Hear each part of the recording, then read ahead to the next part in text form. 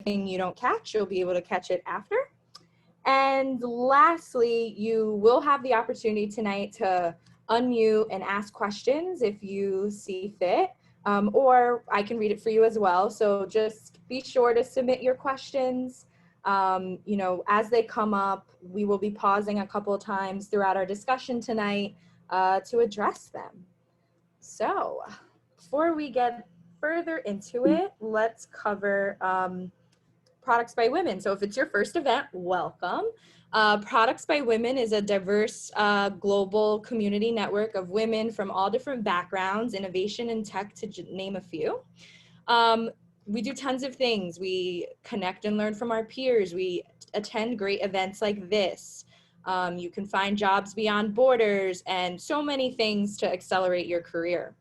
So many ways to connect with us. One of them is what you're doing tonight, which is attending one of our events. On the right-hand side, just as a plug, you'll see the events coming up for the rest of September. We also have articles, Slack channel, podcasts, so lots of ways to get involved with the community. Again, I'm Ashley, product manager at Prudential. I love building and consulting on first generation or MVP products. Fun fact, I'm starting my MBA part-time at NYU in 2.5 weeks, so I'm super excited. And in my free time, I like thinking about other business ideas and working out. So let's get into our speaker for tonight. Her name is Nishtha. Nisha is a self-taught designer who works on products with mindfulness for humans it impacts. She spends her days designing for digital consumer products with large user bases like Meetup, OkCupid, and Mint. She spends her nights and weekends building products she's passionate about, like AutoGrader, which is expanding access to computer science education across 14 plus countries, and Funded, which we're going to talk about today, which helps millennials spend their money confident and mindfully. When she's not doing all of that, she is scouring food blogs for her next great meal in NYC. Nishtha, excited to have you. I'm super excited to be here. Awesome. So let's get into it. Can you give everyone insight into your personal background? What's your story, and what's your journey been to today? Absolutely. Well, it's a long journey, kind of. So I won't start at the very beginning, but just to give people context, I'm originally from India. I'm an immigrant here in America. I moved here maybe 10 years ago at this point for college and have been here since. When I moved here, I obviously had this idea of this big, giant country, big city, everything I'd ever seen in the movies, but I'd never actually visited America before I moved here. And so I just took a flight one day with my mom, packed all my bags to come to college, and just showed up in New York City, got a phone in Herald Square, and I was like, okay, I guess I live here now. And so that's a little bit about how I got here. And I'm a self-taught designer. I didn't go to school for design because I didn't really know what I wanted to major in. I didn't have college counseling or any of that fun stuff. And so I just picked the default route. I really like technology. So I was like, okay, I'm going to try to be an engineer. And I really didn't like it while I was still in school. And so I just taught myself how to do design, and I've been designing since. Awesome. So part of the reason we're here tonight, right, is that you have co-founded an app called Funded, and we're going to get all into that. I can't wait to hear what you have to say with everyone. Just as like a foundational or like a grounding point, what's the story of Funded? What is it? How did you come up with that? Can you kind of give us some insight there? Absolutely. Like you said, I worked at Mint several years ago at this point. It was my first job out of college, but even as I was in college, I was really, everyone's a little obsessive about money when we're in school because college is expensive, living as a college student is expensive. And so I had the added benefit of not being able to work while taking classes, so I couldn't do any waitressing kind of jobs and get extra dollars here or there. I had to either work full time or be in school full time. And so I used to actually work 6 months out of the year and then go back to school for 6 months out of the year full time. And so my co-founder, who's also my partner, we met in India, which is another story for another day. But we both really got obsessed with this idea of how do we make money not feel limiting? Because in college, you really want to do fun things. You want to go out, you want to get drinks with your friends, even if it's $2 margaritas, they add up, you know.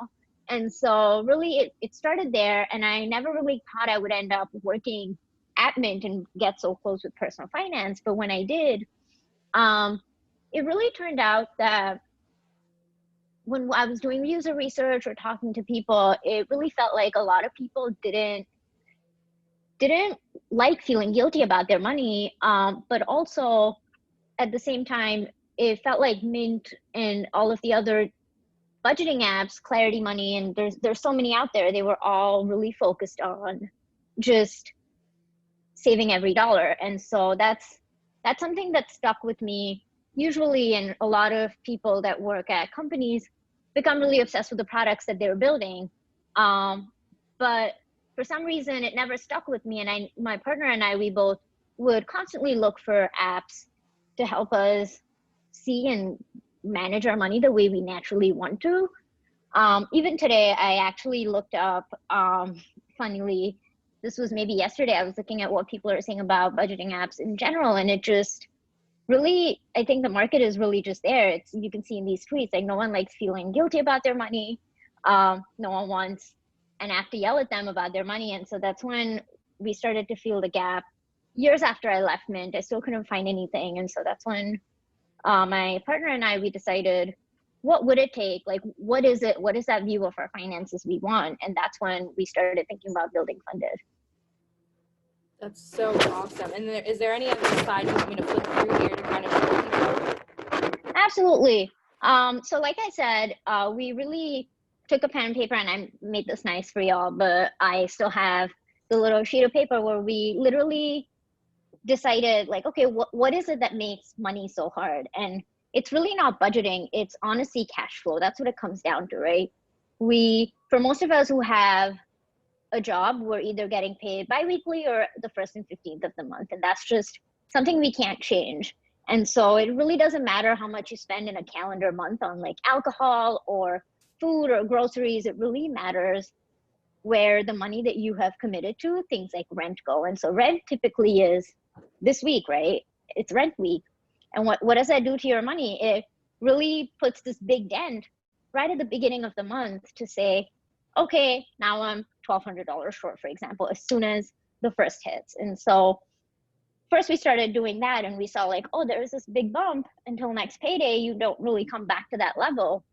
And for a lot of people, rent is their biggest expense. And so looking at this view, if you go to the next slide, now you add in some more bills, and really, it's not like you don't have the money. It's just how your bills are spread out that really hurts your cash flow, right? And so you could be 3 days out from payday and not be able to afford a meal not because you don't have the money, but because you didn't set aside enough. So you're spending your entire first paycheck on bills. And then the next pay cycle, you have a lot more money.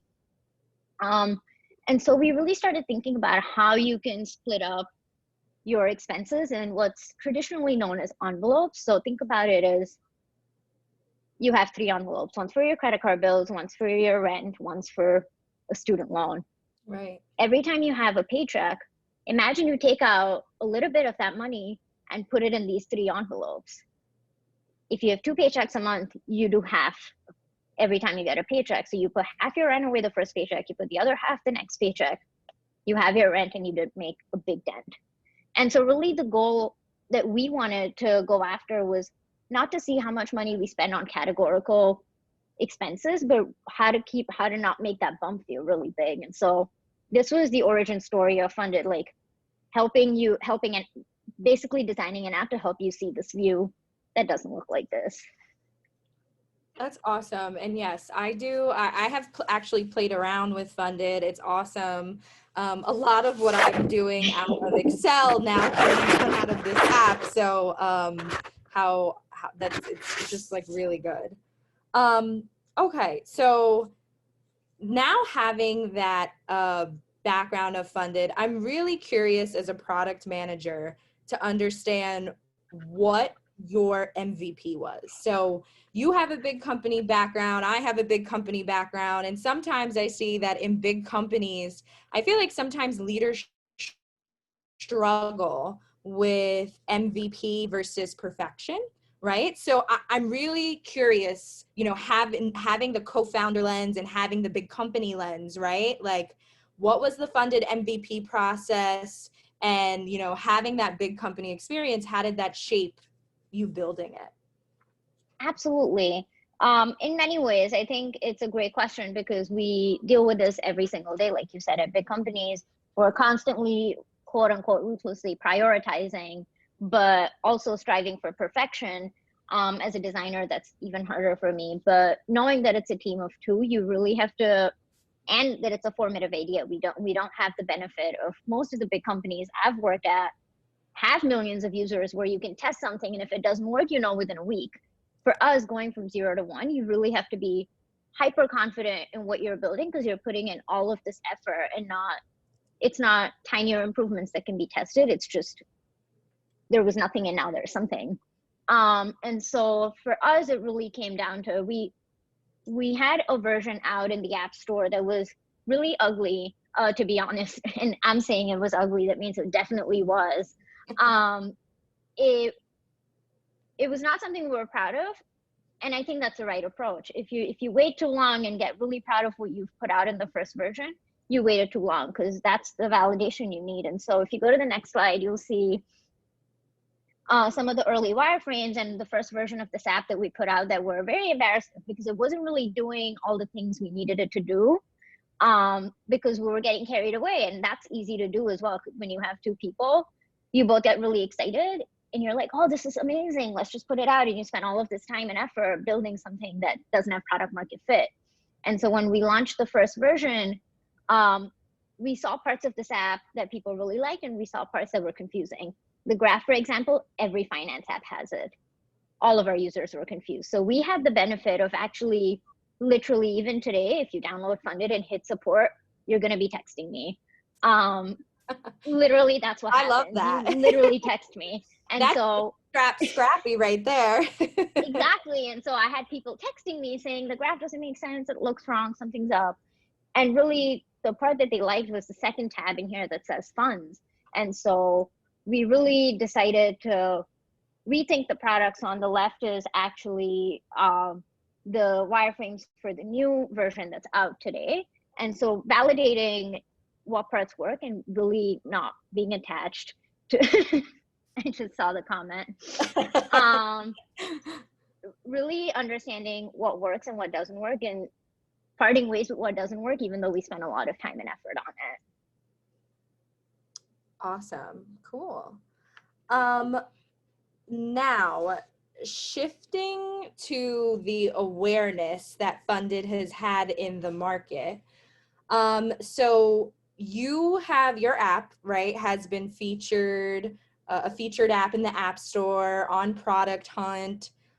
In our pre-conversations with each other, it was amazing to know that you haven't spent $1 on marketing, which for me, I geek out on because I'm a firm believer if you could make something work organically, when you put marketing dollars behind it, it's just, you know, it's exponential, right?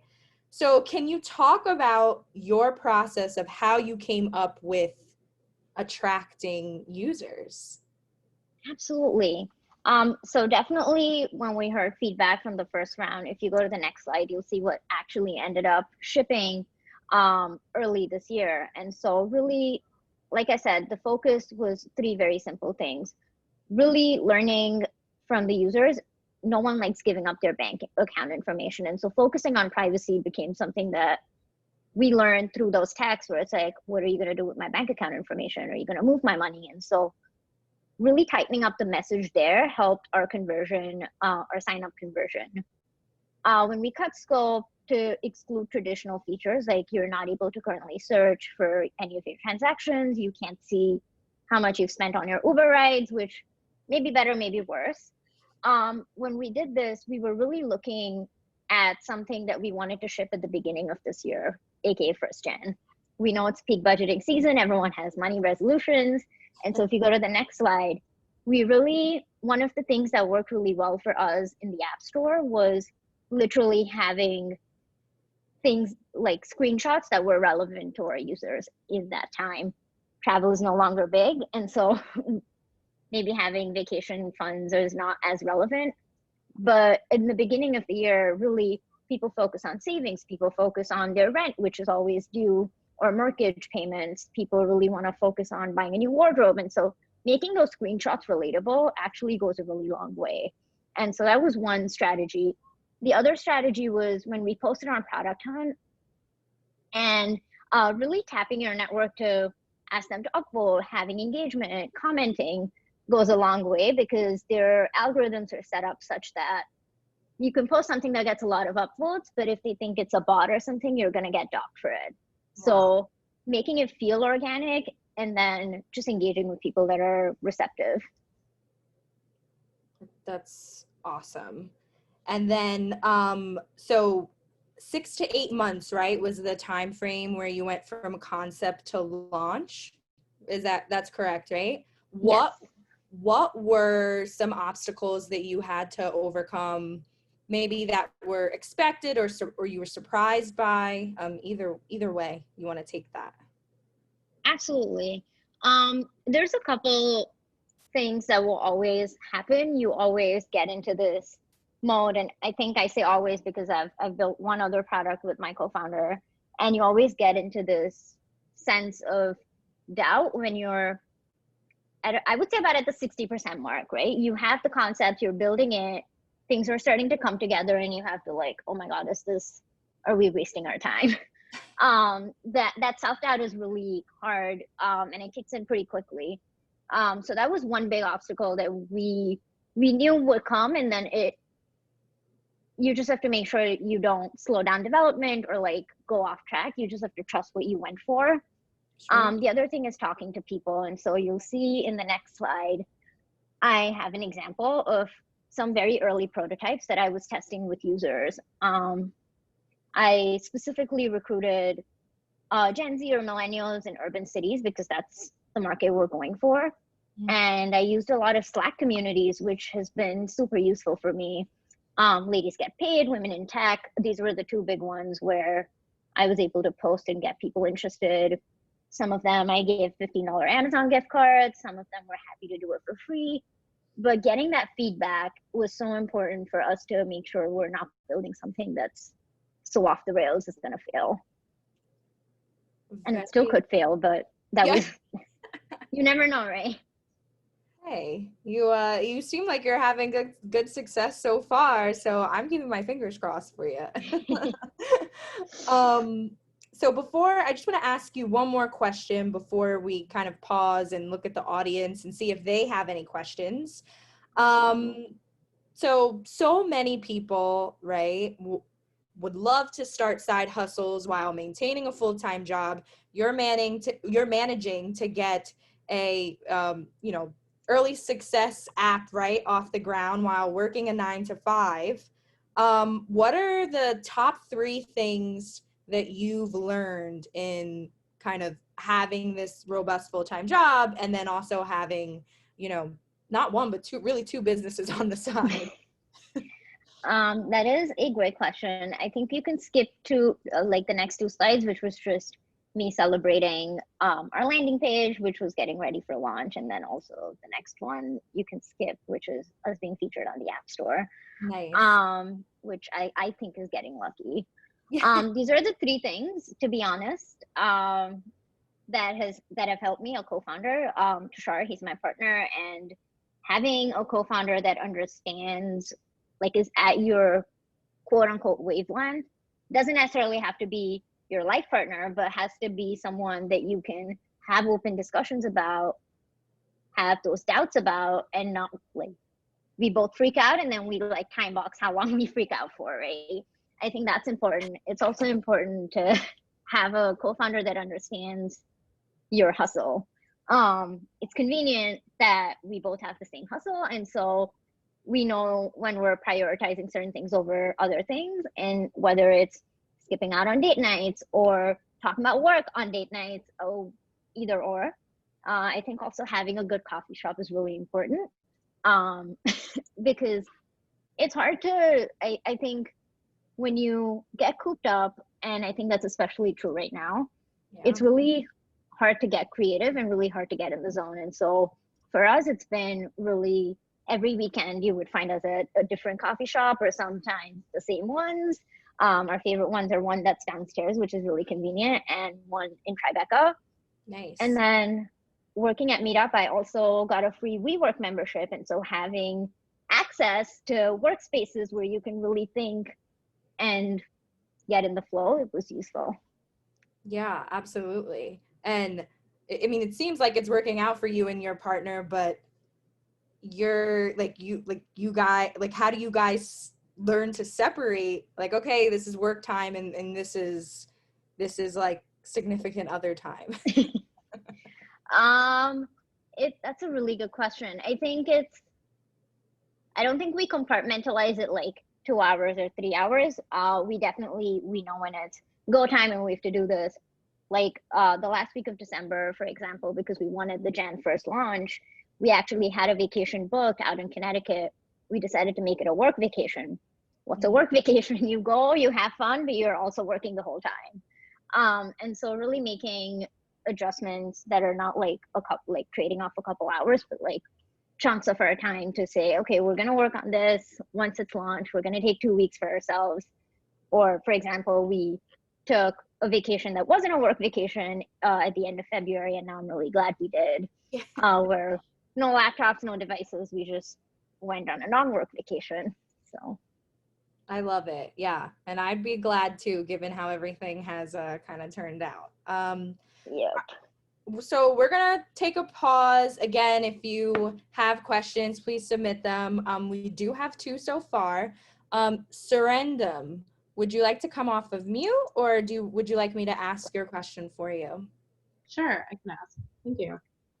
So just from the idea from going from inception all the way to the App Store to get Gen 1 out, how much did it cost in terms of resources? And then also, was there any waste there? And like, how do you become more effective at using that cost towards Gen 1? Absolutely. Well, I'm lucky in that my partner is an engineer and I'm a designer. And so it cost us $100, which is to put up the app. You need like an App Store license, and that's all it cost us to put up the first version. I think it's important to do a lot of validation so you're not spending too many hours coding something, perfecting something. Like I said, if it's perfect, it's too late. Put it out when it's not perfect, so you're not spending too many hours in those like the final like 15 to 20% of polish. Great, thank you. Awesome. And then we've got 2 questions from Namisha. Would you like me to ask it, or would you like to come off the mic and say it? I can ask. Okay. Yeah, I'll ask. So the first question was, how are you going to take Funded to the next level? Absolutely. So I think there's a couple of things. So we launched a subscription because we were, like I said, we run a $0 marketing campaign, but every time someone connects their bank account, we pay our service provider Plaid for that account connection. And so we ramped up our subscriptions in March. And so right now the company is self-sustaining. So we have enough users that it's paying for itself. Our next level or plan is to figure out whether there's a market either on web or on Android, because they're both really big platforms. And it would take a lot of effort for us to build that up. And so that's something that we're thinking about. Another thing we're looking at is not necessarily going the traditional neobank route, but going in a route where we can offer a credit card that has hyper personalized benefits. So if you plan on spending your money on a trip in a month, we want to reward you for planning for it. So you can activate travel rewards for the duration of your trip, but you don't really, like, currently no one's using their Chase Sapphire, let's be honest, because no one's traveling, there's no flights being booked. And so personalizing rewards and incentivizing people to spend mindfully is where we're trying to go to. Awesome. And then another question from Namisha. So it says, so Nishtha, you and your partner have necessary skills to scale a product, but what's your advice for someone who is trying to build a team?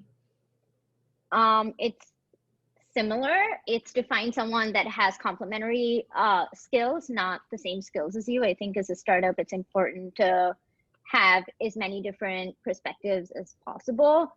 And if you think you're good at, like, for example, I spend a lot of time designing, doing product work, not great at marketing, but I can still pull it off.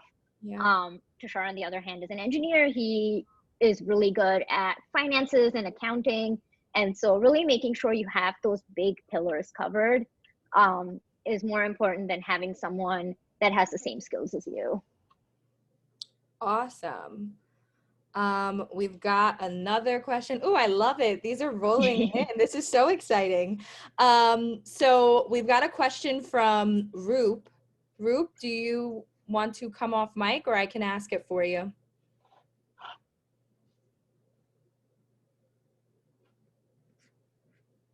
Okay. So how much does it cost to host the app on a monthly basis? Example, cost of central servers and database. Absolutely. So it's a pretty small database because, and we have very little hosting costs because we're hyper focused on privacy. So we never keep any data. Any bank account you connect, we do not have that data. And so it's actually cheaper for us to be able to give you access to all of your data and let you deal with a third party, which is Plaid. So the cost really comes down to the connection with the banks. I think we're somewhere around the $400 mark. It scales up as you get more users, but the users are paid, and so it pays for itself. So out of pocket, really at this time it's zero, but at its worst, which was when we first launched and were free, it was somewhere around $1,000. Okay, awesome. And we have another question from Kwani, and she has a two-part question. So she says, Nishtha, how did you and your partner track your time building Gen 1? And what was the process to get the bank's permission to connect the accounts with Funded? Ooh, fun. Absolutely. So the first version, we knew that we didn't want to spend a whole lot of time on. And so we time boxed it to having the V1 or MVP, whatever you want. I still think we're at MVP. So the first version of the MVP was 3 months. And that was because we were being really aggressive with getting something out the door and getting it in front of people. I think it's becoming increasingly hard to get a good read in UX research or talking to customers when you're using wireframes, because everyone's just used to high fidelity, something that works. And it's really hard to get a reaction out of someone in a controlled environment when you're not showing them the real thing. And so that was the focus for the first version. As for the bank's permission, we don't require any bank's permission. We use a service called Plaid, and they were recently acquired by Visa for $5 billion, which is crazy.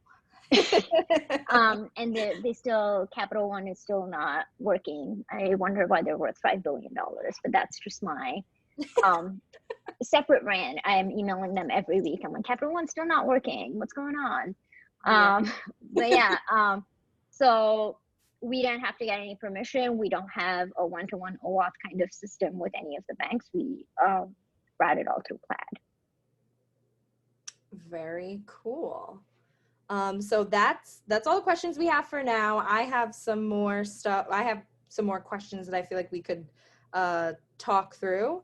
So there will be another opportunity to ask questions. So make sure to get them in. Let's keep the conversation going. Okay, cool. So breaking into fintech. So you said at the beginning, right, that, you kind of fell into this, and you, especially when it comes around funded, right? You did a lot of that. It came a lot from personal experience, but then like your own research. So how did you go about, like, collecting that information? And I know fintech tends to be such like a hot industry, that people tend to want to break into. What are your, what's some advice that you have to break into fintech specifically? But then I guess these things don't have to be applied to just fintech. Realistically, breaking into any industry that you're not already in. Yeah. I think that specific to fintech, I have a couple of things that I learned in talking to my friends, talking to people, just generally about money. Money is extremely taboo. And so the more you can open up the conversation, I think the market is, and the people like us are hungry to just be able to feel good about our money. I think that's one of the things that has been working for funded is we don't use the color red anymore. We don't pass any judgment when you've spent as much as you've spent. We never know your full story. And I think, especially when it comes to money, it's such a personal thing. It can change your outlook on your own life. It can change your outlook on how you feel every day. And I think that's underestimated by a lot of personal finance products.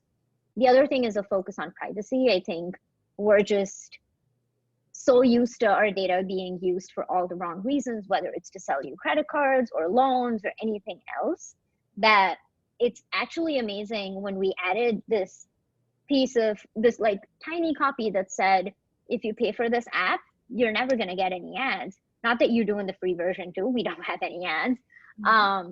But paying for it helps support us. And we do this because we don't want to do any ads and we don't want to give away your data. And that the conversion after we made that change is so strong that it's really validating that people don't want their data to be used and they're willing to pay to not have their data up for sale.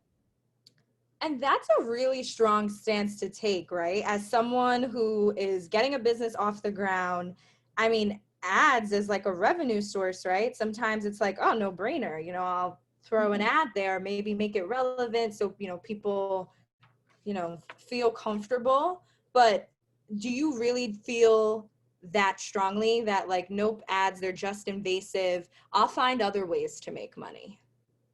Yes, I think my co-founder and I have very strong feelings around privacy and just use of data. I think we lay out very clearly, if you go to a funded app, .10lab.co/privacy, we literally tell you what pieces of data we have. You can, when you, for some reason, haven't used the app in 30 days, we proactively delete all of your account information. So you will have to come back and set it up.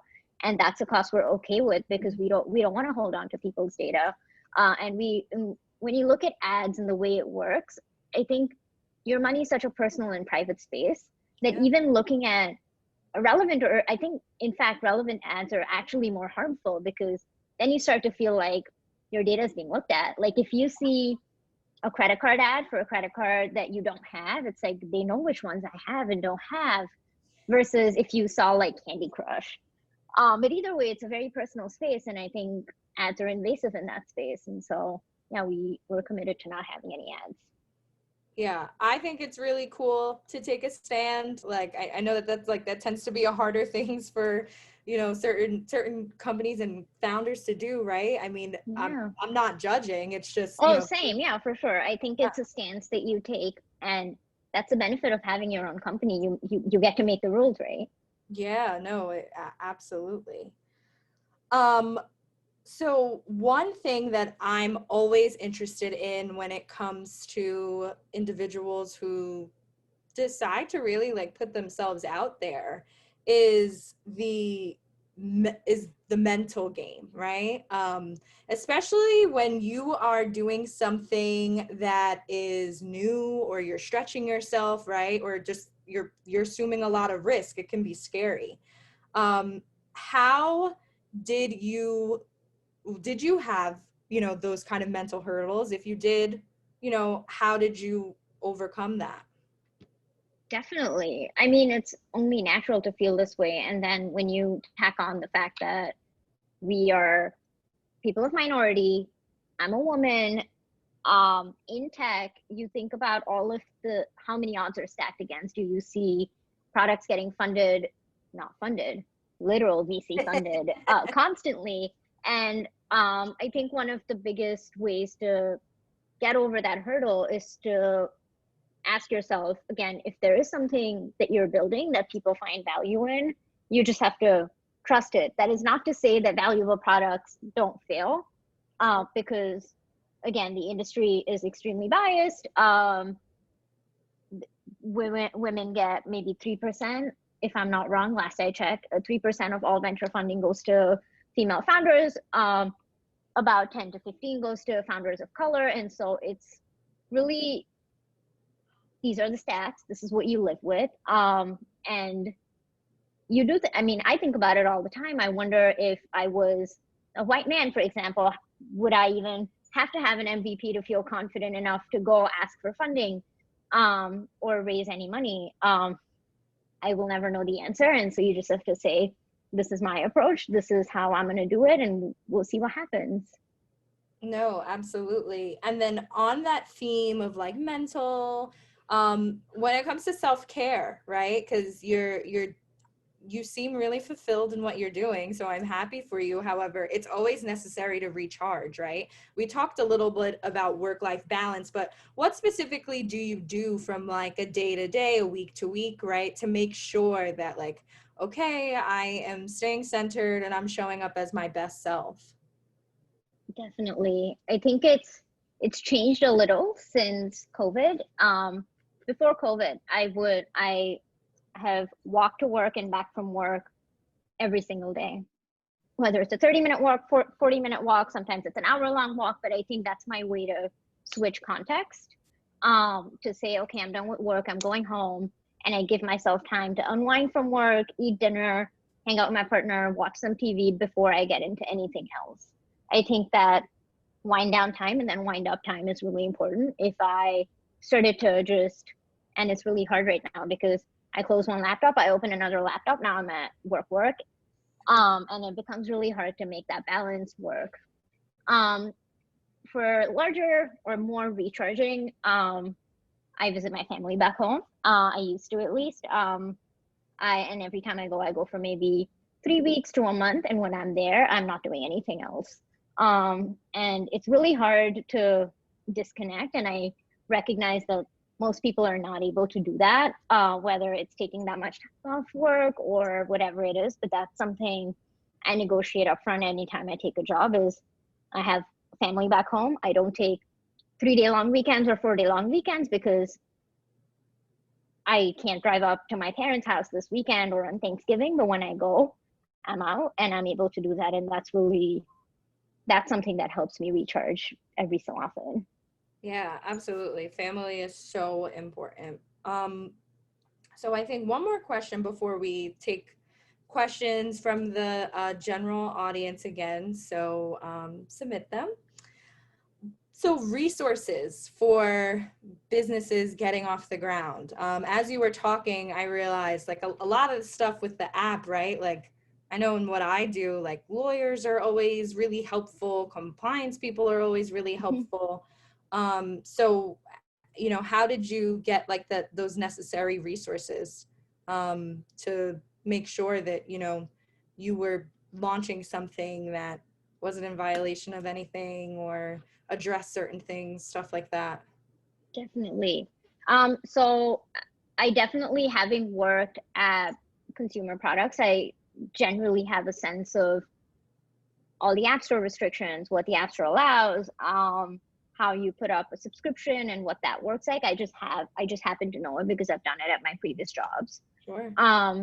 But I think from more of, I guess, understanding if you're following all the rules, I think I don't want to say we got lucky because it is a little restrictive, but the iOS App Store is really, really, really a stickler for every single rule. And so they will reject your app if you don't follow, if you misuse data or if you misrepresent yourself or anything else. And so we didn't have to do as much as a traditional like finance app would have to. We don't move any money. I think that would add a lot of risk assurance and all of these different areas that honestly I wouldn't know how to do.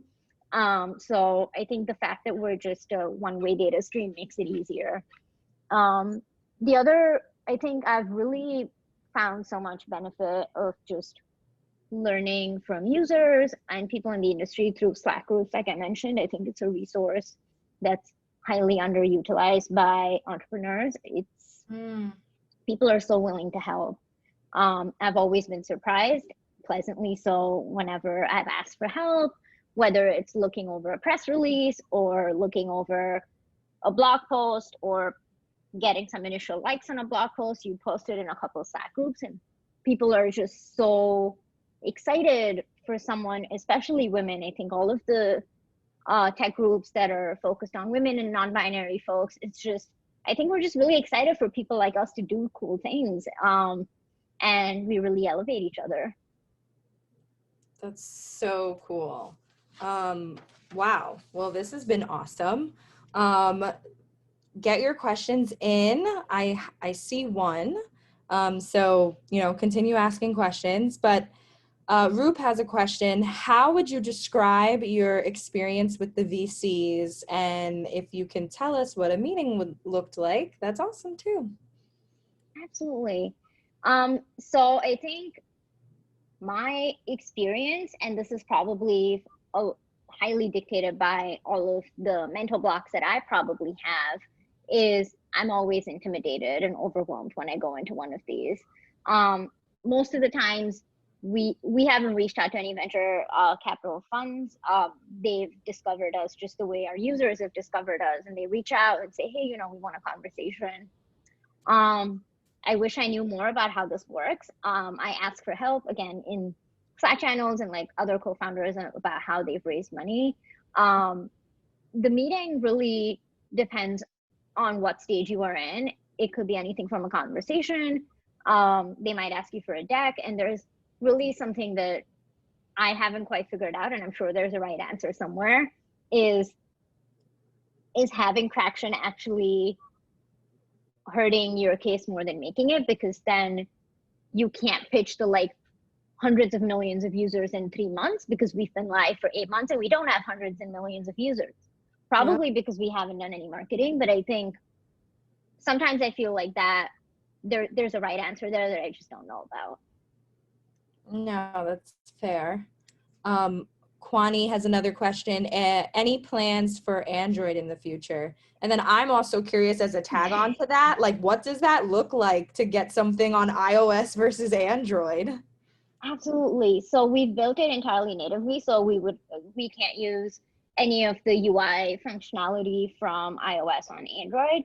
Our APIs are going to be scalable. And so it's a matter of getting an Android engineer.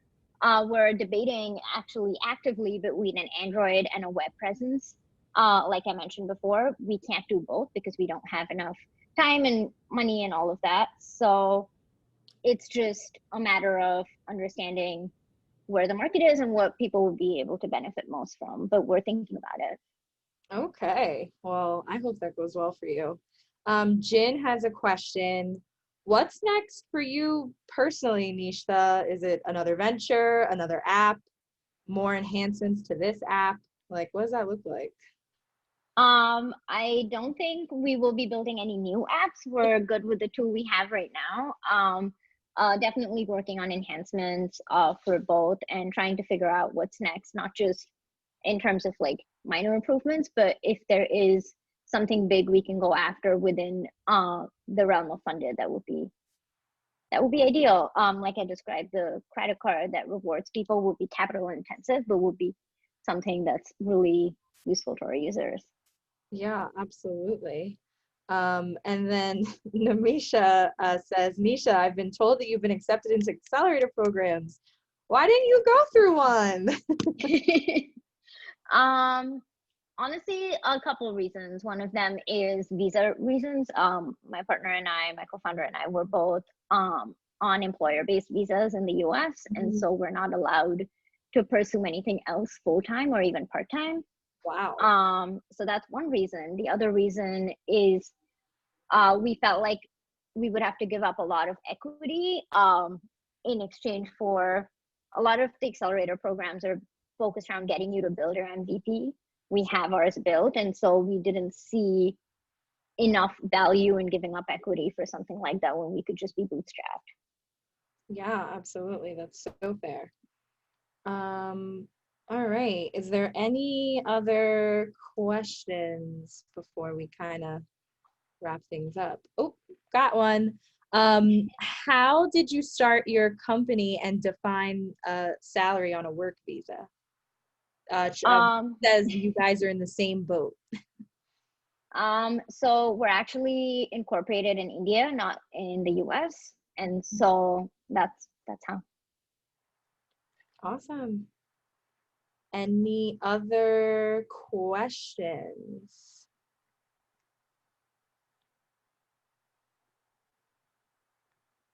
All right, so I'm not seeing any other questions, so we can definitely wrap this up. Well, first and foremost, thanks so much for spending the hour with us. Feel free to connect with Products by Women on LinkedIn and Instagram, and I think Michaela put it in the chat earlier if you scroll up.